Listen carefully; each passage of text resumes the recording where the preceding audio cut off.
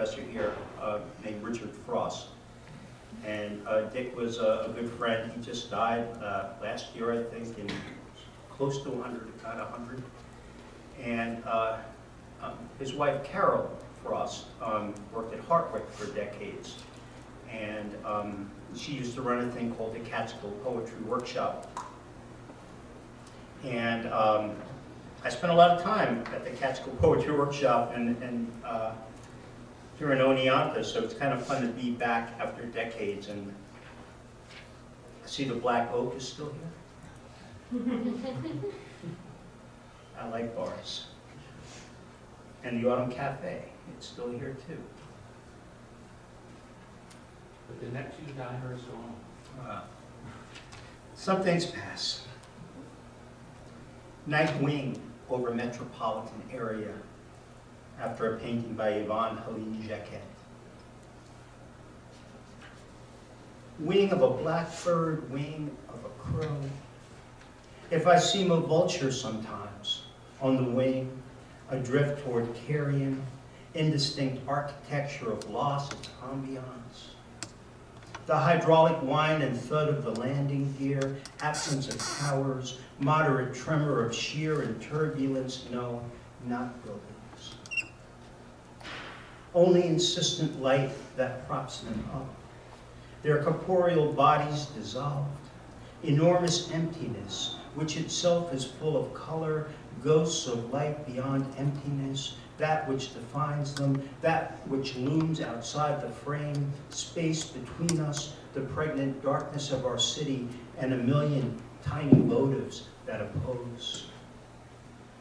The nightwing hangs, sags toward you with gravity, weight of 1,000 corpses, screech of a virus, that shrill hawk as I circle in a holding pattern, and all I can see is primary color, pointillism of what's left behind or flown toward, fugitive colors, especially the blue rims of your eyes.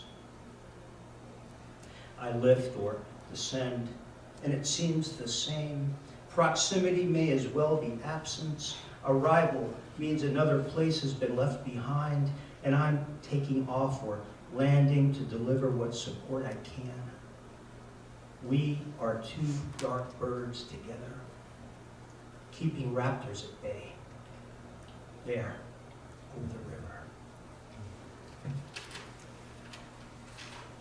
Superstition. Who has turned the jade elephant's head from the door? That won't do with a gunman still on the loose, herons flapping too close to the house. So I turned fire tongs for luck, cast table salt into flames. I spent the whole night pointing at the moon before I could fall asleep, creamy light shining on my face. But by morning, my OCD flared again. I tapped my forehead 3 times, wrapped the door frame, Father, Son, Holy Ghost. Mostly I have it under control. Most of the time I only do it once. When the 3rd heart attack killed my father, I knew it was a liar. I could finally let up. All that dread had no place, and the wound seemed to heal. My father died doing what he'd been told not to do. He fell to the snow he'd cleared from his car. He died on a mattress of snow. Not even the scar I'd scored into my chest with a silver crucifix had the power to save him. When the snow melted and dried, I swept dust from the spot into an envelope. Mom sold the house and moved away. Years later, I mixed that dust with flour and baked coarse bread. I put some on my tongue and let it dissolve. I swallowed with wine and waited, fixed the elephant's green head toward the door.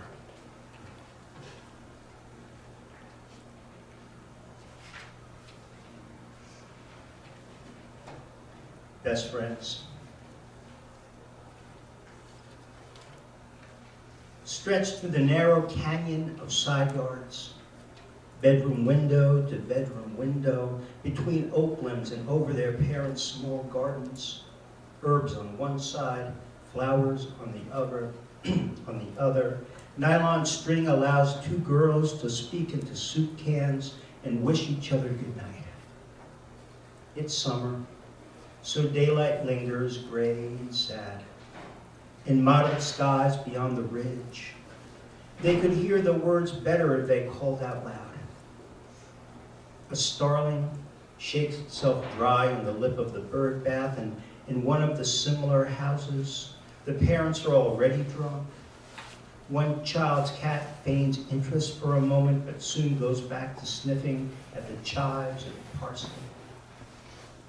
By the time the Anderson boy roars by too fast on his Yamaha, the two friends have nearly fallen asleep.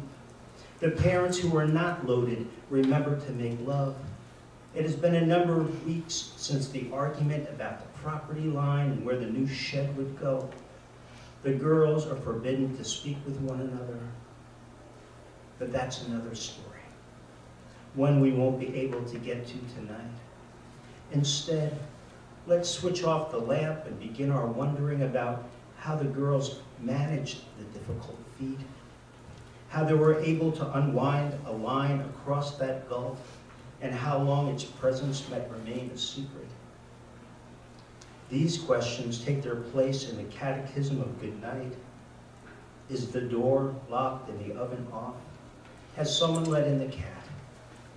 One of the parents, I won't say which, glances out the window, and she happens to notice the string, and so now we have to wonder how she'll use the information and also how she'll react when she sees the small, dark figure tiptoeing along the wire over the gardens toward her daughter's room.